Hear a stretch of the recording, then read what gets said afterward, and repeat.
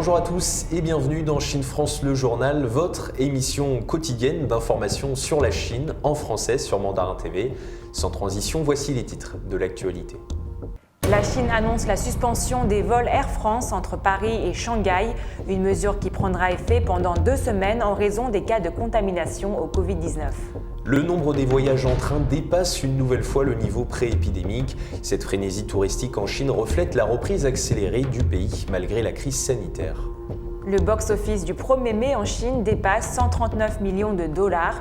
La fête du travail est l'une des périodes les plus lucratives pour le marché cinématographique national.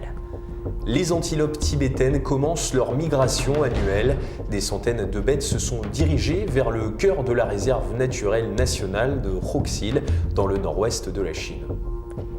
La PS5 sera disponible en Chine le 15 mai prochain, soit 6 mois après les débuts de la console sur la plupart des autres marchés. Suspendu 8 ans pour dopage, le chinois Sun Yang pourrait faire son retour. Durant les 2 prochaines semaines, les vols Air France de Paris vers Shanghai seront suspendus. La décision a été prise par la Chine après des cas de contamination. En effet, 6 passagers du vol du 20 avril au départ de Paris ont été testés positifs au coronavirus après leur arrivée dans la ville chinoise. L'autorité chinoise de l'aviation va suspendre pour 2 semaines des vols d'Air France de Paris vers Shanghai à partir du 10 mai, en raison de cas de contamination par le Covid-19, a rapporté ce vendredi matin l'agence Reuters. Selon un communiqué de l'administration de l'aviation civile de Chine, 6 passagers du vol du 20 avril dernier au départ de Paris ont été testés positifs au coronavirus après leur arrivée dans la ville chinoise. Cette suspension concerne les vols des 10 et 17 mai, pour faire face aux restrictions de la Chine, selon BFM TV. Air France va envoyer le 10 mai un vol cargo qui reviendra en mode cargo et passagers, de même pour le vol du 17 mai. Rappelons qu'il y a quelques semaines, la Chine volait au secours d'Air France KLM. China Eastern Airlines s'était engagé à participer à un plan de sauvetage de 4 milliards d'euros du groupe franco-néerlandais. Celui-ci a en effet enregistré des pertes de 7,1 milliards d'euros en 2020, frappé de plein fouet par la pandémie de Covid-19, comme l'ensemble du secteur aérien.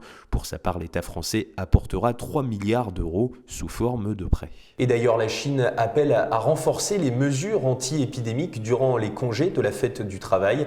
Les destinations touristiques ont ainsi été invitées à fixer leur capacité d'accueil dans une limite raisonnable. Un relâchement des mesures anti-épidémiques pourrait en effet avoir des conséquences négatives, alors même que plus de 275 millions de doses de vaccins ont déjà été administrées en Chine. Le ministère chinois de la Culture et du Tourisme a appelé lundi à renforcer la mise en œuvre des mesures de lutte contre l'épidémie dans les sites touristiques pendant les congés de la fête du travail du 1er au 5 mai.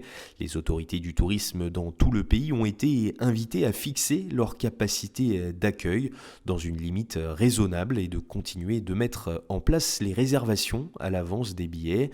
Les destinations touristiques ont été invitées à améliorer la ventilation et la désinfection, mais également à appliquer des mesures de protection, notamment le port obligatoire du masque.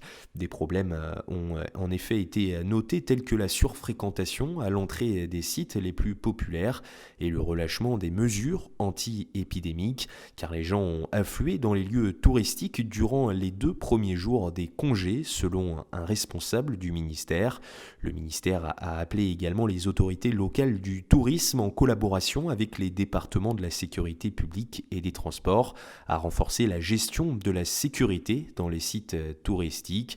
En effet, le pays veut à tout prix éviter une recrudescence de cas de Covid-19 alors que plus de 275 millions de doses de vaccins contre le Covid-19 ont déjà été administrées en Chine, selon un bilan établi dimanche dernier par la Commission nationale de la santé. Cette frénésie touristique en Chine reflète la reprise accélérée du pays. Le nombre de voyages en train a une nouvelle fois dépassé le niveau pré-épidémique. Des records de voyages qui témoignent de la maîtrise de l'épidémie de Covid-19 et de la campagne nationale de vaccination. Le nombre quotidien de voyages de passagers en Chine continue de dépasser le niveau pré-épidémique. Dimanche, deuxième jour des congés de la fête du travail de 5 jours. Il y a eu au total 14 millions de voyages dans les trains dimanche, en hausse de 11,6% par rapport à la même journée en 2019. C'est ce qu'a déclaré lundi la société China State Railway Group, l'opérateur ferroviaire du pays. Samedi, le chiffre était de 18,83 millions, en hausse de 9,2% par rapport à 2019.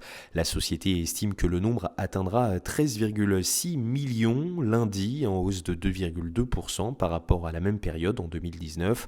La fête du travail, également connue sous le nom de Journée internationale des travailleurs, est observée le 1er mai en Chine. Comme les congés vont du 1er au 5 mai cette année, de nombreuses personnes choisissent de voyager pendant cette période. Notons que cette frénésie touristique du 1er mai en Chine reflète aussi la reprise accélérée du pays qui s'est totalement rétabli de la pandémie de Covid-19, alors que les habitants affluent actuellement dans les gares, les aéroports et les sites touristiques en passant d'une province à une autre. Et ces congés justement font du bien à l'économie du pays et particulièrement au cinéma. En effet, le box-office du 1er mai en Chine a dépassé les 139 millions de dollars. Plus de 10 nouveaux films sont sortis pour l'occasion, offrant un large éventail de genres au grand public. La fête du travail en Chine a toujours été considérée comme l'une des périodes les plus lucratives pour le marché cinématographique national. Cette année, la fête est célébrée du 1er au 5 mai. Au cours du week-end, les chiffres du box-office ont dépassé les 900 millions de yuan, soit environ 139 millions de dollars, avec en tête des films d'espionnage et des thrillers. Plus de 10 nouveaux films sont sortis pendant les vacances, offrant un large éventail de genres au grand public, dont la comédie romantique, l'espionnage, le thriller et l'animation.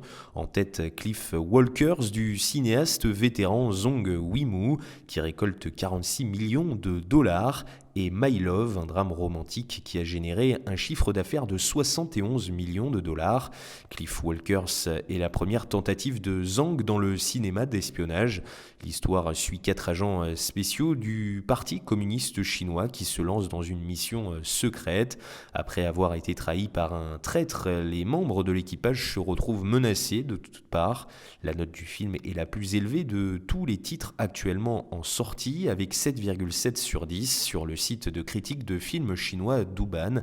Parmi les autres films qui ont enregistré des scores significatifs, le thriller Home Sweet Home, le film policier Break Through the Darkness, qui raconte l'histoire de la lutte de la Chine contre le crime organisé, ainsi que le thriller policier basé à Hong Kong, Money Empire. Depuis 1980, le niveau de la mer le long des côtes du pays a augmenté de 3,4 mm par an, une élévation constante qui inquiète les autorités. Avec le réchauffement climatique, cela pourrait rapidement s'accroître. Une amélioration écologique globale apparaît donc nécessaire pour lutter contre.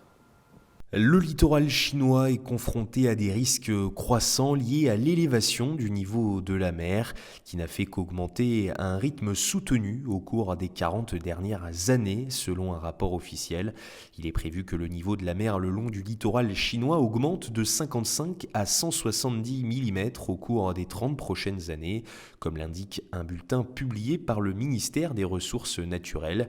De 1980 à 2020, le niveau de la mer le long des côtes du pays a augmenté de 3,4 mm par an, avec des variations, comme l'indique le rapport, qui note également que cette hausse a été supérieure à la moyenne mondiale durant la même période. En 2020, le niveau de la mer le long du littoral chinois était supérieur de 73 mm à celui des années normales, soit le troisième plus élevé depuis 1980, précise le bulletin. La Chine doit protéger ses côtes sur la base des concepts écologiques et améliorer de manière globale sa capacité à s'adapter à la hausse du niveau de la mer, ajoute enfin le rapport. Comme chaque année, des dizaines de milliers d'antilopes tibétaines en gestation commencent leur migration au mois de mai. Bénéficiant d'une protection d'État de première classe en Chine, cette espèce autrefois menacée se trouve principalement dans la région autonome du Tibet, jouant un rôle essentiel dans le maintien de l'équilibre écologique de la région. Des antilopes tibétaines en gestation ont commencé leur migration annuelle vers le cœur de la réserve naturelle nationale de Roxil dans le nord-ouest de la Chine. C'est ce qu'a annoncé lundi le bureau de gestion de la réserve. Un clip vidéo publié par le bureau montre que le premier groupe de 235 antilopes tibétaines a franchi dimanche après-midi la route Ringrai-Tibet par un passage spécial pour les animaux en direction du lac Zonang et d'autres zones de procréation à Roxil. Des stations de protection ont été mises en place le long de la route de migration ainsi que des mesures telles que le contrôle temporaire du trafic, l'interdiction de klaxonner et les patrouilles ont été mises en place pour s'assurer que les espèces atteignent leur zone de procréation sans être perturbées. Chaque année, des dizaines de milliers d'antilopes tibétaines en gestation commencent leur migration vers Roxil en mai, après s'être accouplées en novembre ou décembre et repartent avec leur progéniture vers le mois d'août. Bénéficiant d'une protection d'état de première classe en Chine, cette espèce autrefois menacée se trouve principalement dans la région autonome du Tibet, dans la province du Qinghai et dans la région autonome ouïghour du Xinjiang. Elle joue un rôle essentiel dans le maintien de l'équilibre écologique sur le plateau Qinghai-Tibet. Le nombre d'antilopes tibétaines a augmenté au cours des 3 dernières décennies grâce à l'interdiction de la chasse illégale et à d'autres mesures visant à améliorer son habitat. Selon les statistiques de l'administration nationale des forêts et des prairies, l'espèce est passée de 60 000 à 70 000, représentant au début des années 1990 à environ 300 000 aujourd'hui. Elle fera son apparition plus rapidement que la PlayStation 4. La PlayStation 5 sera disponible en Chine le 15 mai prochain. La disponibilité de la console risque toutefois d'être limitée en raison de la forte demande. La PlayStation 5 et la PlayStation 5 Digital Edition seront disponibles aux tarifs respectifs de 495 et 395 €. La conférence de Sony Interactive Entertainment Shanghai a sans surprise débouché sur l'annonce des détails du lancement de la PlayStation 5 en Chine. Celui-ci interviendra le 15 mai, 6 mois après les débuts de la console sur la plupart des autres marchés. La PlayStation 5 sera donc introduite officiellement en Chine bien plus rapidement que la PlayStation 4, laquelle est distribuée dans l'Empire du Milieu depuis le 20 mars 2015, 16 mois après ses débuts dans le reste du monde. Un lancement qui marquait par ailleurs le grand retour d'une console PlayStation sur le marché officiel depuis le bannissement des consoles étrangères par le gouvernement chinois en 2000. La PlayStation 5 et la PlayStation 5 Digital Edition seront disponibles en Chine le 15 mai au tarif respectif de 3 999 yuan, soit environ 495 € et 3 099 yuan, 395 €, ce qui dans les deux cas est plus cher que les 2 999 yuan demandés pour la PlayStation 4 en 2015, soit 370 €. Comme on peut s'en douter, la disponibilité de la console risque d'être aussi limitée en Chine qu'ailleurs pendant un bon moment. Preuve en est le fait que les quelques 50 000 exemplaires mis à disposition par les enseignes JD et Tmall avaient disparu 20 minutes après le coup d'envoi. C'est la fin de votre journal. Merci à tous de nous avoir suivis. Et n'oubliez pas de vous abonner à notre chaîne YouTube et de cliquer en bas à droite de notre vidéo sur la petite cloche pour ne rien rater des dernières nouveautés de Mandarin TV. Très belle journée ou très belle soirée à tous sur Mandarin TV.